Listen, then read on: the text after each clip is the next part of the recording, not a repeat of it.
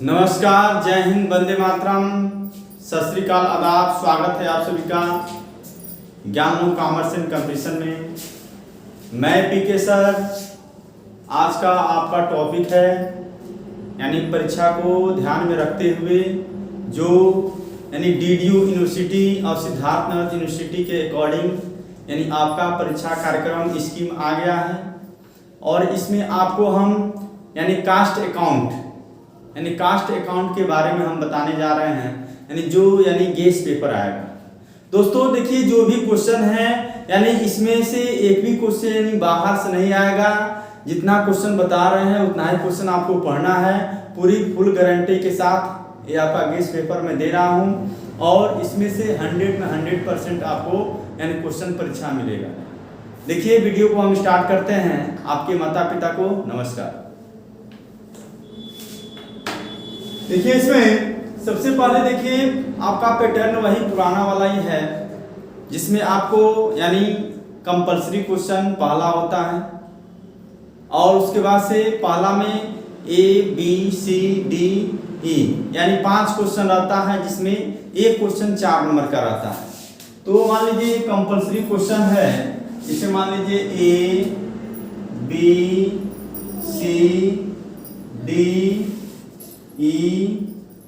F G H I J K L M। देखिए दोस्तों, इसमें आपको हम क्वेश्चन यानी कुछ ज्यादा दे दिए हैं।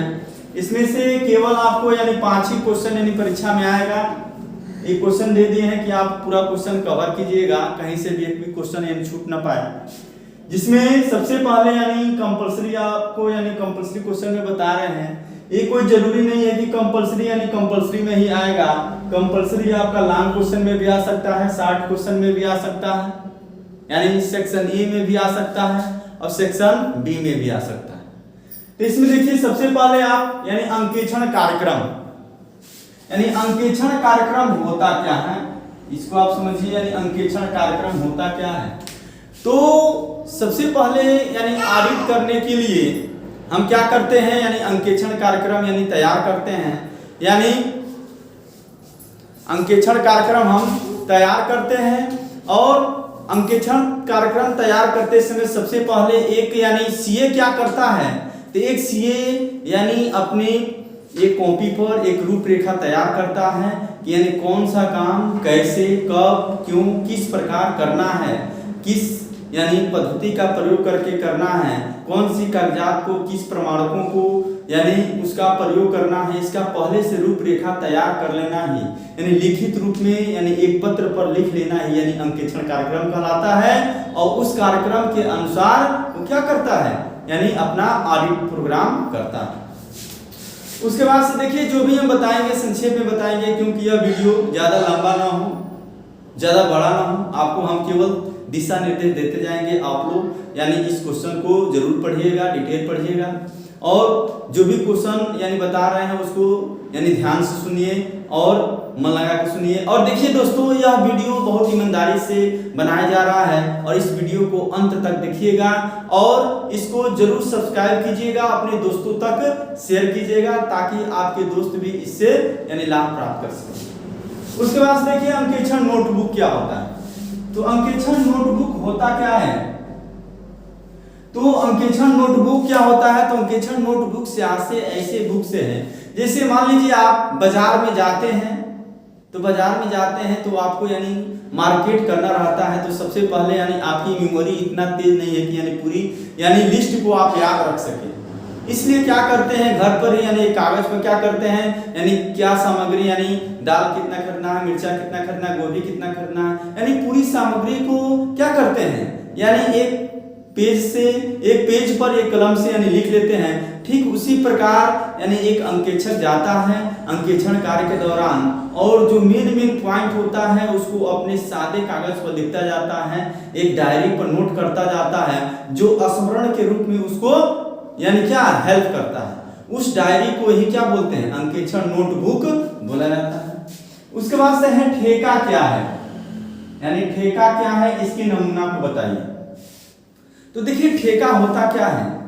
तो ठेका यानी ठेका एक प्रकार का संविदा है जिसमें यानी दो व्यक्ति होता है, एक ठेकादाता होता है और एक ठेकेदार होता है, यानी एक कॉन्ट्रैक्टी होता है और एक कॉन्ट्रैक्टर होता है।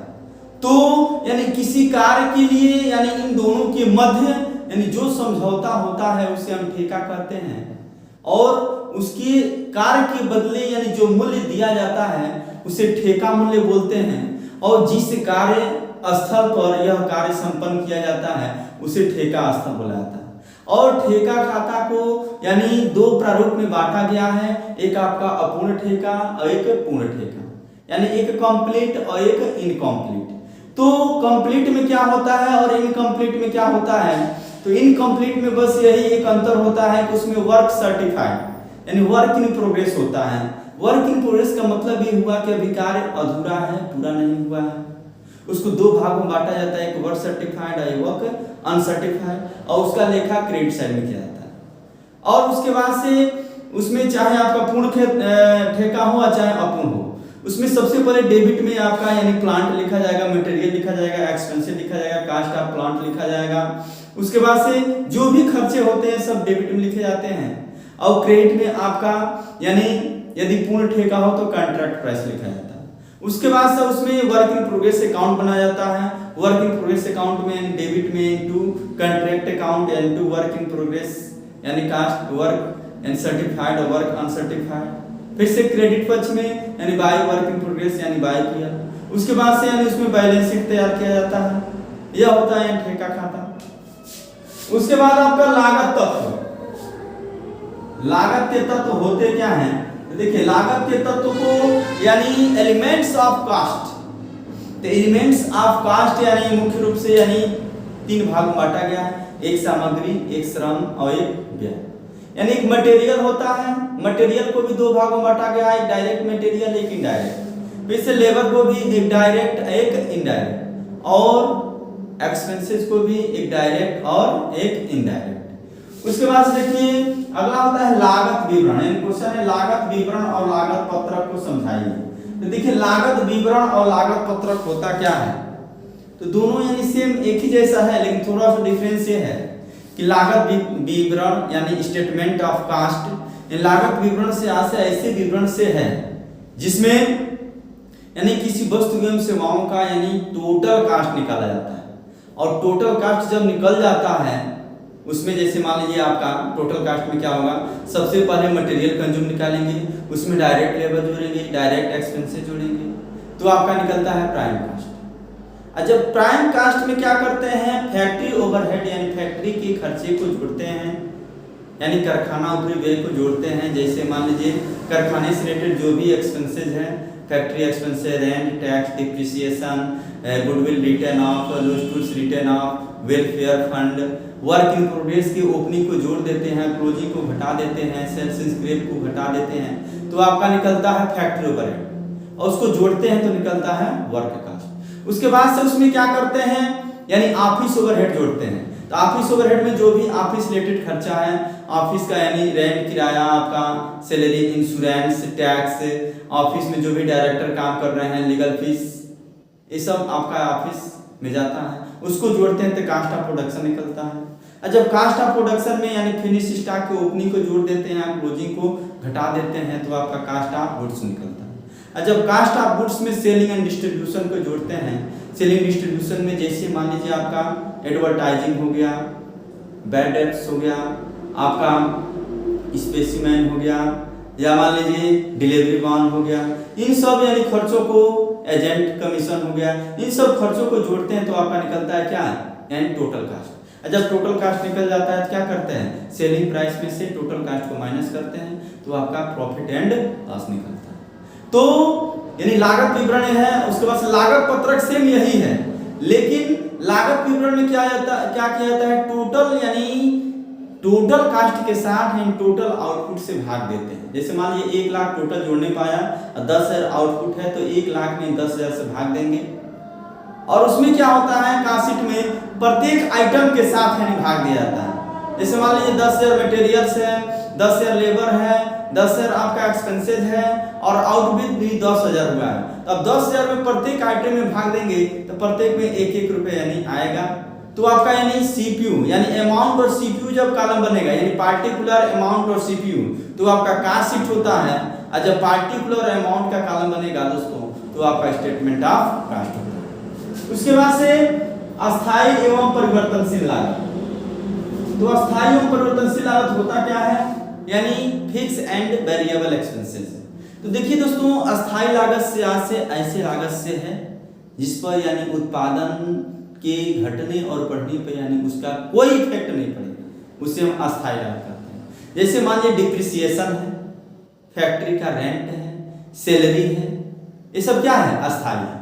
जैसे मान लीजिए आप किसी से को सैलरी दे रहे हैं तो मान लीजिए काम कराए या ना कराए, जैसे ही मंथली देंगे तो मंथली पूरा हुआ तो सैलरी पेड करेंगे, डे वाइज है तो जैसे दिन पूरा हो जाएगा उसको पेमेंट करेंगे।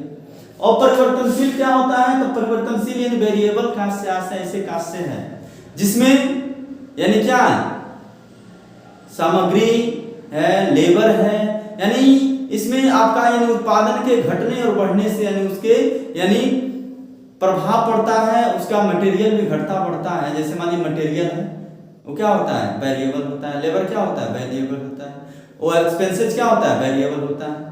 ज्यादा लेबर लगाएंगे तो ज्यादा मजदूरी देना पड़ेगा, कम लेबर लगाएंगे तो कम मजदूरी देना पड़ेगा।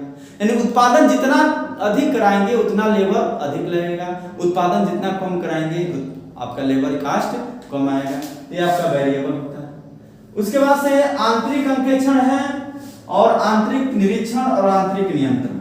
तो आंतरिक अंकेक्षण क्या होता है, आंतरिक निरीक्षण क्या होता है और आंतरिक नियंत्रण क्या होता है। तो इस आंतरिक नियंत्रण में क्या होता है, इन दोनों को यानी समाहित कर लिया जाता है। यानी आंतरिक नियंत्रण से ऐसे नियंत्रण से है जिसमें यानी प्रबंधनकर्ता अपनी व्यवसाय एवं कंपनी से संबंधित यानी पूरी सूचनाओं को कलेक्ट करता है और उस पर यानी कंट्रोलिंग का कार्य करते हुए संस्था के उद्देश्यों की प्राप्ति करता है। और आंतरिक अंकेक्षण क्या है, तो आंतरिक अंकेक्षण से ऐसे अंकेक्षण से है जो संस्था के ही कर्मचारी, जैसे मान लीजिए किसी कर्मचारी को यानी उस वर्क पर लगा दिया जाता है कि आप संस्था में यानी इंस्पेक्शन का कार्य करेंगे यानी निरीक्षण का कार्य करेंगे, वो आपका आंतरिक अंकेक्षण कहलाता है। और आंतरिक निरीक्षण क्या होता है, तो आंतरिक निरीक्षण से ऐसे निरीक्षण से है जिसमें आंतरिक यानी बीच बीच में यानी आकर यानी अंकेक्षण क्या करता है, जांच करता रहता है। उसके बाद से है अंकेक्षण के उद्देश्य। तो देखिए अंकेक्षण के उद्देश्य होते क्या है, तो अंकेक्षण के उद्देश्यों को कई भागों में बांटा गया है, जिसमें आपका यानी मुख्य उद्देश्य है, सहायक उद्देश्य है। आपका मुख्य उद्देश्य में जैसे मान लीजिए अशुद्धियों को रोकना, छल कपट का पता लगाना, फिर से सहायक उद्देश्य में से विनियोजकों की सुरक्षा करना, कर की चोरी से बचाना, ये सब क्या होता है, अंकेक्षण का उद्देश्य होता है। उसके बाद से मशीन घंटा दर क्या है, तो मशीन घंटा दर से ऐसे दर से है जिसमें यानी इसका प्रयोग यानी एक मशीन में यानी कितना स्टैंडिंग चार्ज, कितना परिवर्तनशील होता है, इसके लिए क्या सूत्र होता है, फिर से इसका यानी फैक्ट्री में कैसे यूज किया जाता है, यानी एक्सपेंसेज में यानी कितना पर आवर यानी एक्सपेंसेज हो रहा है और कितना पर आवर मशीन चल रहा है, उससे यानी मल्टीप्लाई करते हैं तो मशीन घंटा दर निकलता है। यानी भाग भी देते हैं, डिवाइड भी करते हैं, गुणा भी करते हैं, यानी जहाँ जिसकी आवश्यकता होता है उसको हम करते हैं। इसमें परिवर्तनशील और अस्थायी की भूमिका मेन होता है। उसके बाद से है यानी सतत एवं वार्षिक अंकेक्षण और अंतरिम अंकेक्षण। तो देखिए तीनों अंकेक्षण अलग अलग है। जैसे सतत अंकेक्षण क्या है, तो इसका लाभ और दोष पूछ सकता है, वार्षिक का लाभ और दोष, अंतरिम का। तो सतत अंकेक्षण से ऐसे अंकेक्षण से है जिसका नाम से ही यानी पता चलता है सतत है, ये निरंतर है, यानी वह अंकेक्षण जो वर्ष भर चलता रहता है हमसे हम सतत अंकेक्षण करते हैं, कॉन्टिन्यूअस अंकेक्षण करते हैं। और वार्षिक अंकेक्षण क्या है, तो वार्षिक अंकेक्षण से ऐसे अंकेक्षण से है जो यानी जब एक वर्ष का कार्य यानी अवधि समाप्त हो जाती है तो उसके बाद से उसका ऑडिटिंग का कार्य किया जाता है, तो आपका वार्षिक अंकेक्षण है। अंतरिम अंकेक्षण क्या है, तो अंतरिम को हम मध्य अंकेक्षण भी बोलते हैं, यानी मीडियन अंकेक्षण। इंतरिम ऑडिटिंग यानी ऐसा अंकेक्षण जिसमें कंपनी को यह आवश्यकता पड़ती है कि हमको क्या करना है, यानी वर्ष के मध्य में किसी कंपनी का आवश्यकता पड़ने पर उसका जांच कराना है, अंकेक्षण कराना है, तो इसके लिए वो चार्टर्ड अकाउंटेंट को बुलाती है और उसके लिए क्या करती है, यानी पैसे का भुगतान करती है, जो भी अंकेक्षण कराती है वो आपका यानी अंतरिम अंकेक्षण होता है। उसके बाद से अधि समय और कार्यहीन समय पर टिप्पणी। तो देखिए अधि समय और कार्यहीन समय दोनों अलग अलग है। अधि समय क्या होता है, तो अधि समय का मतलब होता है ओवर टाइम, यानी ओवर टाइम से ऐसे टाइम से है जिसमें यानी एक निर्धारित समय से अधिक समय, जैसे मान लीजिए आप किसी यानी फैक्ट्री में 8 घंटे काम कर रहे हैं और उसके बाद से मान लीजिए आप 12 घंटे काम करते हैं, 4 घंटा एक्स्ट्रा काम करते हैं, तो वही आपका ओवर टाइम कहलाता है। तो ओवर टाइम क्यों होता है, तो ओवर टाइम कराने के कई कारण हो सकते हैं। जैसे मान लीजिए माल की डिलीवरी ज़्यादा आ जाती है, माल का प्रोडक्शन ज़्यादा देना होता है, तो इसके लाभ भी होते हैं, दोष भी होते हैं। दोष क्या होता है, इक्वालिटी यानी बढ़िया नहीं बन पाती है वस्तुओं की, और कर्मचारियों के यानी स्वास्थ्य में गिरावट आ जाती है, अनियमित पूर्ति होती है, ये इसका दोष है। उसके बाद से कार्यहीन समय। तो देखिए कार्यहीन समय क्या होता है, यानी कार्यहीन समय को 2 भागों में बांटा गया है, एक आपका नॉर्मल, एक आपका एबनॉर्मल। तो नॉर्मल कार्यहीन समय और एबनॉर्मल कार्यहीन समय क्या होता है, तो नॉर्मल कार्यहीन समय से ऐसे समय से है यानी जिस समय में यानी काम तो नहीं होता है लेकिन मजदूरी का भुगतान किया जाता है और यानी कंपलसरी किया जाता है, उसे हम कार्यहीन समय कहते हैं। जैसे मान लीजिए मशीन खराब हो जाता है तो एक स्थान से दूसरे स्थान पर ले जाने में समय जो लगता है वो कार्यहीन समय की मजदूरी है। जैसे मान लीजिए लघुशंका जाने में है, इसको रोका नहीं जा, यानी जिसको रोका नहीं जा सकता है वो क्या होता है, कार्यहीन समय होता है। उसके बाद से एबनॉर्मल होता है, तो यानी जो जानबूझ कर किया जाता है। जैसे मान लीजिए आपको काम पर लगाया गया, आप क्या कीजिए, यानी जाइए यानी फैक्ट्री में घूमते रहिए, सुर्ती बना के खाते रहिए, नशा करते रहिए, यानी फैक्ट्री के काम से कोई मतलब न रखिए और लास्ट में क्या कीजिए, यानी अपना वेजेज मांगिए, तो आपका जो भी वेजेज होगा वो क्या होगा, एबनॉर्मल वेजेज होगा, एबनॉर्मल कार्यहीन समय की मजदूरी। उसके बाद से अंकेक्षण के प्रकार।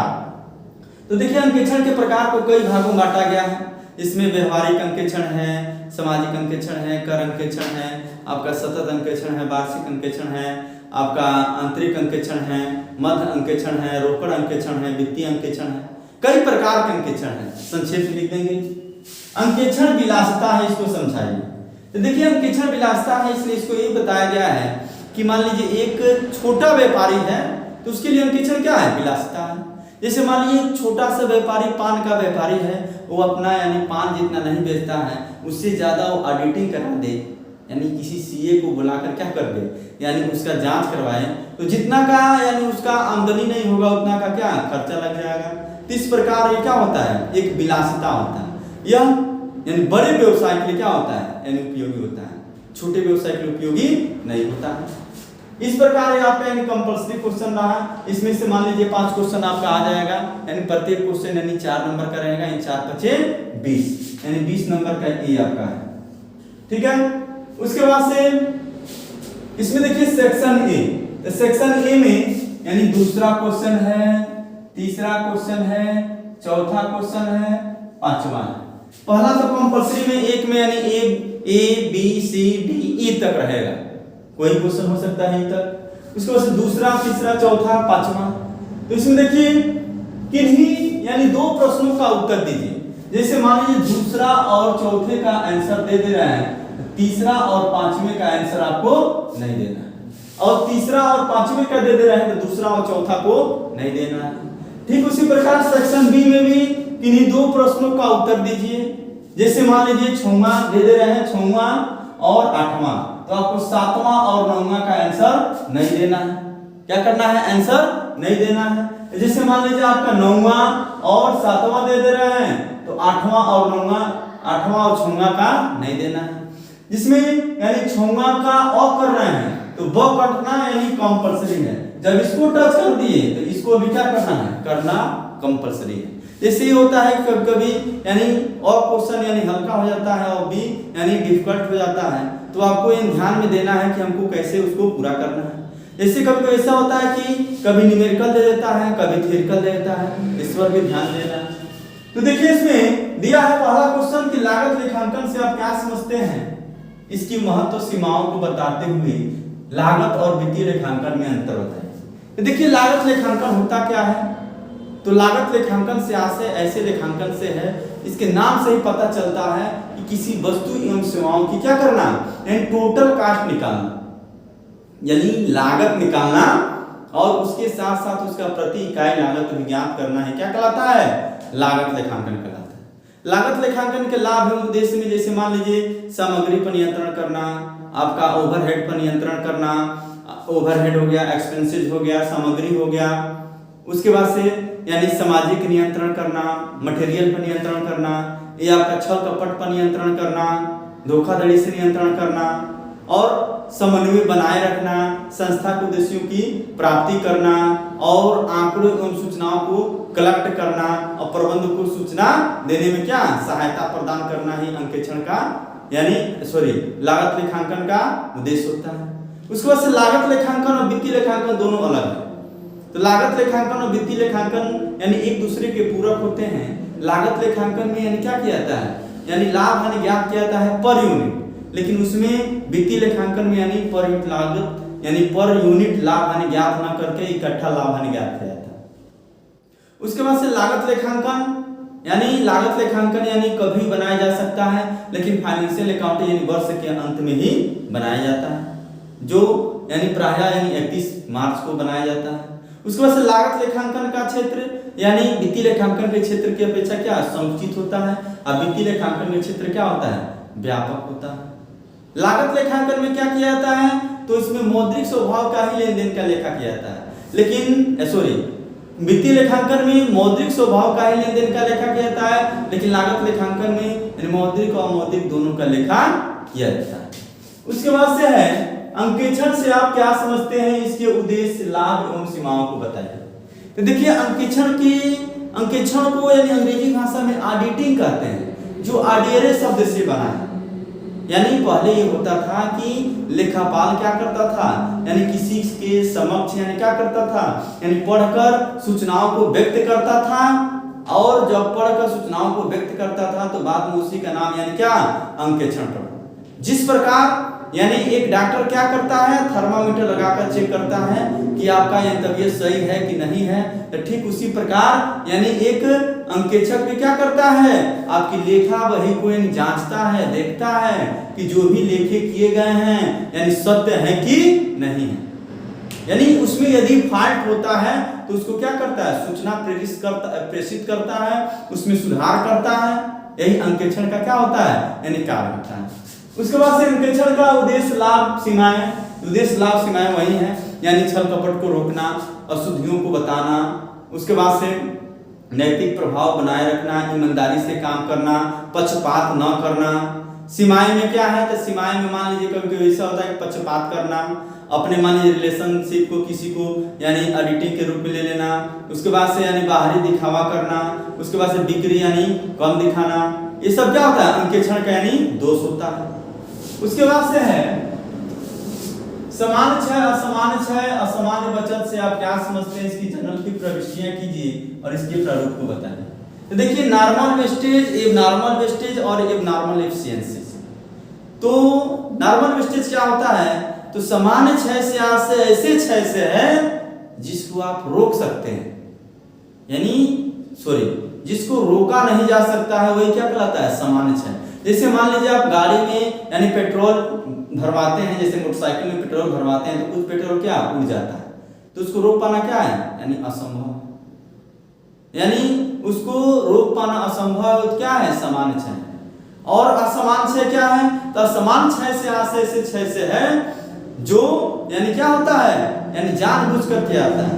जैसे मान लीजिए आग से हानि होना, चोरी से हानि होना, ये सब क्या है, असमान क्षय। यानी इसको कंट्रोलिंग किया जा सकता है लेकिन जानबूझकर किया जाता है।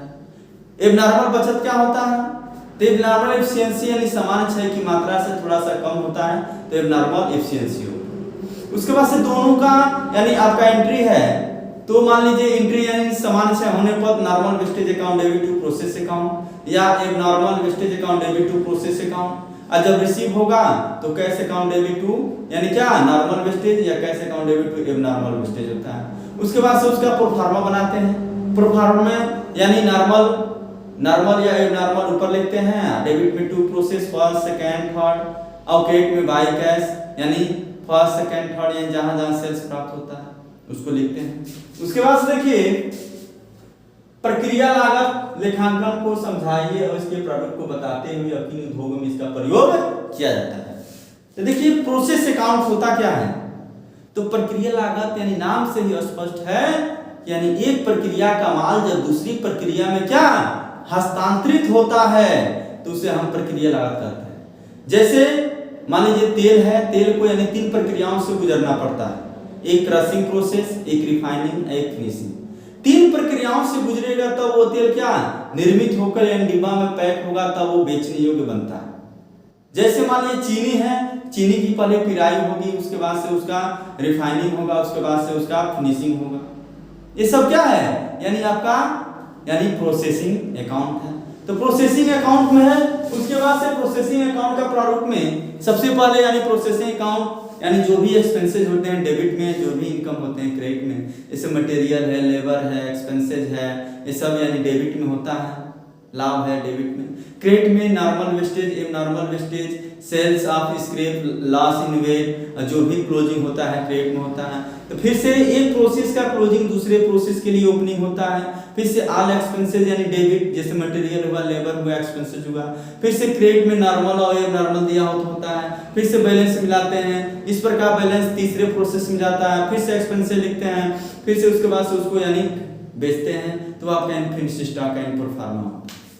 उसके बाद से इन उद्योगों में प्रयोग किया जाता है। तो यह आपका ईंट उद्योग हो गया, सीमेंट उद्योग हो गया, चीनी उद्योग हो गया, या मान लीजिए तेल उद्योग हो गया, वहां प्रक्रिया लागत का प्रयोग किया जाता है। देखिए दोस्तों पूरी यानी डिटेल व्याख्या के साथ, संक्षेप के साथ आपको हम बताने का कोशिश कर रहे हैं, और हमको आशा है कि आपको वीडियो समझ में आ रहा होगा, और अधिक से अधिक लाइक कीजिएगा, सब्सक्राइब कीजिएगा, शेयर कीजिएगा, और पूरा इस वीडियो को यानी पूरा फैला दीजिएगा, ताकि यानी यह बच्चों तक यानी पहुंच सके और सभी बच्चे इसे लाभ ले सके। उसके बाद से है सेक्शन बी में किन्हीं 2 प्रश्नों को करना है। जैसे मान लीजिए 6वां का ए कर रहे हैं तो बी भी करना है। जैसे सामग्री के मूल्य निर्गमन की विधियों का वर्णन कीजिए विस्तार से। तो देखिए सामग्री की मूल्य निर्गमन के लिए विधियों को यानी कई भागों में बांटा गया है, जिसमें आपका लिफो विधि है, फीफो विधि है, हिफो विधि है, मीफो विधि है, बेस स्टॉक मेथड है, प्रमापित मूल्य है। तो फीफो विधि क्या होता है, तो फर्स्ट इन फर्स्ट आउट, यानी फर्स्ट इन फर्स्ट आउट, यानी जो माल पहले खरीदा जाता है यानी उसको पहले बेचेंगे, तो आपका कौन सा विधि होता है, फीफो विधि होता है। उसके बाद से लिफो विधि में क्या होता है, तो लिफो विधि का मतलब होता है लास्ट इन फर्स्ट आउट, जो माल यानी बाद में खरीदते हैं उसको पहले बेचेंगे, तो आपका लिफो मेथड हो जाएगा। उसके बाद से मीफो मेथड होता है, तो मिनिमम इन फर्स्ट आउट, यानी जो माल यानी कम दाम का होगा उसको पहले बेचेंगे। जैसे मान लीजिए 4 रुपए का रेट से है, एक 3 रुपए के रेट से, 1 रुपए के रेट से, तो पहले 1 रुपए वाला बिकेगा, तब 2 रुपया वाला, तब 4 रुपया वाला, तो आपका मीफो होगा। और फीफो क्या होगा, हिफो क्या होगा, तो हाईएस्ट इन फर्स्ट आउट, यानी हाई दाम वाला को पहले बेचेंगे, उसके बाद से उससे कम, उसके बाद से उससे कम, तो पहले 4 वाले को, उसके बाद से 3 वाले को, उसके बाद से उसके यानी 1 वाले को बेचेंगे, तो आपका हिफो मेथड होता है। और उसके बाद से बेस स्टॉक मेथड, तो बेस स्टॉक मेथड में यानी स्टॉक को यानी जो बेस माना जाता है बचा कर रखा जाता है, उसको बेचा नहीं जाता है। उसके बाद से है आपका यानी नैतिक जांच, परीक्षण जांच से आप क्या समझते हैं, इसके लाभ और दोस्तों बताइए। तो नैतिक जांच और परीक्षण जांच से आशय ऐसे जांच से है जिसमें नैतिक जांच से आशय ऐसे जांच से जो गहन जांच किया जाता है, जिसमें जर्नल से लेकर लेजर से लेकर दिन प्रतिदिन के यानी लेखों का यानी नैतिक रूटीन चेकिंग होता है, वो आपका नैतिक जांच है। परीक्षण जांच क्या है, तो परीक्षण जांच से आशय ऐसे जांच से जिसे सिंपल टेस्टिंग बोलते हैं। जैसे मान लीजिए आपके शरीर का यानी टेम्परेचर, या मान लीजिए बुखार है, तो बुखार है तो किससे मापेंगे, तो थोड़ा सा ब्लड का सैंपल लेंगे और निकाल लेंगे, देखेंगे टाइफाइड है कि मलेरिया है। तो ठीक उसी प्रकार जैसे मान लीजिए किसी कॉलेज का या क्लास के बारे में मान लीजिए सूचना लेना हो, तो क्लास के बारे में लेना हो तो क्लास टीचर से लेंगे या उसके मॉनिटर्स लेंगे, या विद्यालय के बारे में लेना है तो प्रिंसिपल से लेंगे, तो आपका यानी परीक्षण जांच होता है। उसके बाद से है प्रमाणन से आप क्या समझते हैं, इसके प्रकारों को बताते हुए इसके लाभ और दोष को बताइए। तो देखिए प्रमाणन होता क्या है, तो तो प्रमाणन से ऐसे प्रारंभिक कार्य से होता है जिसमें जो भी प्रारंभिक लेखी पुस्तकें हैं उसकी सत्यता की जांच करना ही प्रमाणन कहलाता है। और वह जांच किसके आधार पर किया जाता है? तो वाउचर के आधार पर, यानी प्रमाणक के आधार पर। जैसे मान लीजिए आप बैंक में पैसा जमा करने जाते हैं तो सबसे पहले क्या करते हैं? पे इन स्लिप बुक जमा करते हैं या भरते हैं, विड्रॉल भरते हैं, और जो भी यदि भविष्य में गड़बड़ी होता है तो उसी के माध्यम से क्या करते हैं, यानी जांच का कार्य कराते हैं। तो वही क्रिया ही प्रमाणन कहलाता है। उसमें आपका मूल प्रमाणक होता है, सहायक प्रमाणक होता है। उसके बाद से है एक बड़े निर्माणी व्यवसाय में मजदूरी भुगतान की विधियों को बताइए। तो देखिए बड़े निर्माणी व्यवसाय में मजदूरी भुगतान की कई विधियां हैं, जिसमें यानी समय के आधार पर, कार्य के आधार पर, यानी समय के आधार पर, कार्य के आधार पर, प्रेरणा के आधार पर, यानी मजदूरी की भुगतान किया जाता है। उसके बाद से है निविदा या टेंडर मूल्य से आप क्या समझते हैं, इसकी गणना कैसे की जाती है? तो निविदा मूल्य से आशय ऐसे मूल्य से है उसको भावी मूल्य बोला जाता है। जैसे मान लीजिए एक क्रेता को क्या करना है, माल यानी खरीदना है या विक्रेता को अपना माल बेचना है, तो क्रेता के पास क्या करता है, यानी कई डेमो के रूप में वस्तुएं भेजता है कि हमारे पास ये क्वालिटी की वस्तुएं हैं, इतनी रुपये का है। अब क्रेता को जो पसंद आता है उसके लिए क्या करता है, ऑर्डर देता है, तो उसे हम निविदा मूल्य बोलते हैं। वो प्रति इकाई के आधार पर हो सकता है, कुल लागत के आधार पर हो सकता है, ऊपरी व्ययों के यानी विभाजन के आधार पर टेंडर निकाल सकता है। उसके बाद से है परिचालन लागत लेखांकन से आप क्या समझते हैं, यानी इसे प्रदान की जाने वाली सेवाओं को बताइए और प्रारूप को बताइए। तो आपका यानी परिचालन लागत लेखांकन क्या है? तो परिचालन लागत लेखांकन से आशय ऐसे लेखांकन से है जिसको ऑपरेटिंग कॉस्ट बोलते हैं। यानी ऑपरेटिंग कॉस्ट से आशय ऐसे कॉस्ट से है जिसमें वस्तु एवं सेवाओं की यानी लागत ज्ञात न करके यानी सेवा दी जाती है। जैसे मान लीजिए आपका यानी इसमें निर्माण किया जाता है वस्तु एवं सेवाएं, जैसे आपका जल निगम की सेवा हुआ, आपका गैस की सुविधा हुआ, आपका नगर पालिका की सुविधा हुआ, यानी आपका बिजली की आपूर्ति की सुविधा हुआ, आपका यानी बस की सेवा हुआ, रेल की सेवा हुआ, ये सब किसमें आएगा? ये सब आपका आएगा परिचालन लागत लेखांकन। और इसके यानी प्रारूप है, तो प्रारूप को यानी 3 भागों में बांटा गया। ऑपरेटिंग कॉस्टिंग, जैसे उसमें लिख देंगे ऑपरेटिंग कॉस्टिंग, उसके बाद से डेट लिख देंगे, एक बगल आपका यानी कितना मीटर कितना किलोमीटर चलाए लिख देंगे। उसके 3 भागों में बांटते हैं, एक स्टैंडिंग चार्ज, एक यानी रनिंग चार्ज, एक मेंटेनेंस। तो स्टैंडिंग चार्ज में जैसे आपका रेंट हो गया, आपका डिप्रिसिएशन हो गया, इंश्योरेंस हो गया, टैक्स हो गया। मेंटेनेंस में जैसे रिपेयर हो गया, गैरेज रेंट हो गया। रनिंग में जैसे आपका टायर ट्यूब हो गया, ग्रीस हो गया, आपका क्लीनर हो गया, ड्राइवर हो गया, ये सब रनिंग होता है। और जब ए बी सी यानी तीनों को जोड़ देते हैं और जितना किलोमीटर वो चला है उसे डिवाइड कर देते हैं तो पर किलोमीटर यानी सर्विस उसका निकल जाता है, तो उसे हम बोलते हैं ऑपरेटिंग कास्ट। तो ऑपरेटिंग कास्ट यानी कई उद्योगों में प्रयोग किया जाता है, जैसे अस्पताल की सेवाएं, कैंटीन की सेवाएं, होटल की सेवाएं, आपका मेडिसिन, ये सब यानी आपका यानी किसमें होता है, यानी परिचालन। संपत्तियों और दायित्वों के मूल्यांकन से आप क्या समझते हैं? मूल्यांकन, प्रमाण और सत्यापन में अंतर होता है। तो देखिए संपत्तियों और दायित्वों के मूल्यांकन से ऐसे मूल्यांकन से है जिसमें संपत्तियों को यानी सही तरीके से दिखाया गया है कि नहीं, फर्नीचर का मूल्य घटा है, डिप्रिसिएशन घटा है तो उसको घटाया गया है कि नहीं, प्रोविजन फॉर बीडी हुआ है तो डेप्टर्स में से घटाया गया है कि नहीं, इंक्रीज हुआ है तो जोड़ा गया है कि नहीं। इन सभी यानी बातों का लेखा जोखा करना है यानी संपत्तियों का यानी मूल्यांकन और सत्यापन कहलाता है। देखिए इसमें दिया है मूल्यांकन, प्रमाणन और सत्यापन। तो सबसे पहले प्रमाणन का कार्य किया जाता है, उसके बाद से मूल्यांकन, उसके बाद से सत्यापन। सत्यापन का मतलब ये होता है सत्य को सिद्ध करना, इन जो भी लिखे हुए हैं सत्य हुए हैं कि नहीं इसका सिद्ध करना है यानी सत्यापन कहलाता है। उसके बाद से ऊपरी व्यय या अप्रत्यक्ष व्यय से आप क्या समझते हैं, इसका वर्गीकरण कीजिए। वेरी मोस्ट क्वेश्चन है ऊपरी व्यय। तो ऊपरी व्यय से आशय ऐसे व्यय से है जिसको अप्रत्यक्ष व्यय भी कहा जाता है, जिसको यानी आपका यानी कारखाना ऊपरी व्यय, कार्यालय ऊपरी व्यय और बिक्री एवं वितरण ऊपरी व्यय के नाम से जानते हैं। इसको ऊपर हम डिटेल बता चुके हैं। तो इसमें से देखिए आपको जैसे मानिए कंपलसरी क्वेश्चन में आपको करना है, जैसे मानिए इसमें से 5 क्वेश्चन दे देगा।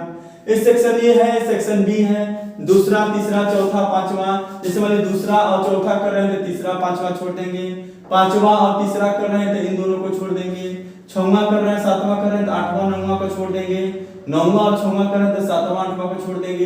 इसको ध्यान में रखते हुए आप क्वेश्चन करेंगे। और देखिए आपको यानी पूरा समय दिया जाएगा, यानी 3 घंटा दिया जाएगा।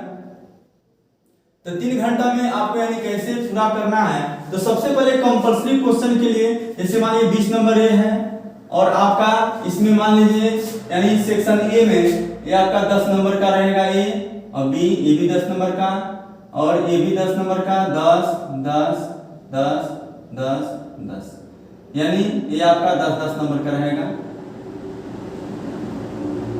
और ये आपका प्रत्येक क्वेश्चन कितने नंबर का रहेगा, तो 20 नंबर का ए भी रहेगा, 20 नंबर का ए भी रहेगा, 20 नंबर का ए भी रहेगा, 20 नंबर का ए भी रहेगा। तो आपको यानी मान लीजिए यह दोनों क्वेश्चन जैसे मान लीजिए दूसरा और चौथा कर ले रहे हैं, तो 20 20 कितना यानी 40 नंबर, यानी कितना हो गया, यानी 40 नंबर यहाँ से हो गया।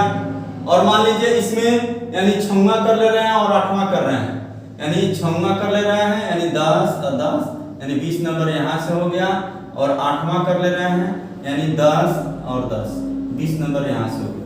तो इस प्रकार 20 और 20 कितना 40, तो 40 नंबर ए हो गया, 40 नंबर ए हो गया, 80 नंबर और 20 नंबर ए हो गया। ये आपका हो गया, यानी 5 क्वेश्चन दिया रहेगा, यानी एक क्वेश्चन 4 नंबर का रहेगा, यानी 5 चौको 20, तो ये आपका टोटल मिलाकर कितना हो गया, यानी 100 हो गया। इसको यानी ऐसे करेंगे। उसके बाद से समय कितना देना है, तो सबसे पहले यानी इसके लिए 1 घंटा निकाल दीजिए, 1 घंटा।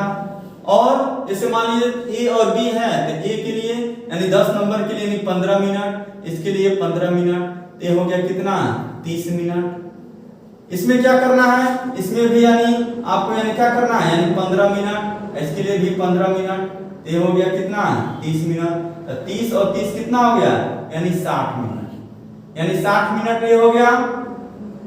और 1 घंटा यानी 60 मिनट ये हो गया।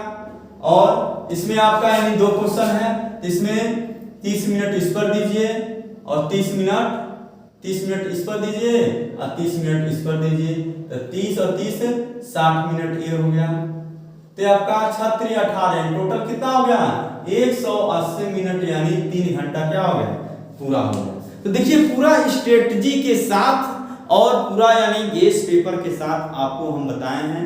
यदि वीडियो अच्छी लगी हो तो अधिक से अधिक लाइक कीजिए, सब्सक्राइब कीजिए। जय हिंद, वंदे मातरम, सत श्री अकाल, आदाब। आपके माता पिता को नमस्कार।